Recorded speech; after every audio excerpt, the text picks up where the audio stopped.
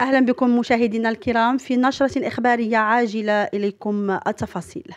في صباح يوم الخميس 21 نوفمبر 2024 وقع حادث مروع في منطقة بن سليمان، حيث سقطت طائرة تدريب تابعة لسلاح الجو الملكي المغربي، كانت في مهمة تدريبية لتكوين ربابنة لصالح الخطوط الجوية الملكية المغربية. الحادث أسفر عن وفاة شخصين كانا على متن الطائرة، وهما ضابطان في سلاح الجو المغربي. وتجري المصالح المختصة تحقيقات موسعة في مكان الحادث، حيث من المتوقع أن تسهم العلبة السوداء للطائرة في تقديم مزيد من التفاصيل حول أسباب الحادث وملابساته. السلطات المعنية تعمل على جمع البيانات والتحليل الفني لتحديد كافة العوامل التي أدت إلى سقوط الطائرة.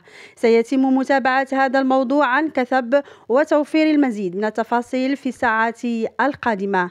شكرا على حسن المتابعة، نراكم في نشرة إخبارية جديدة.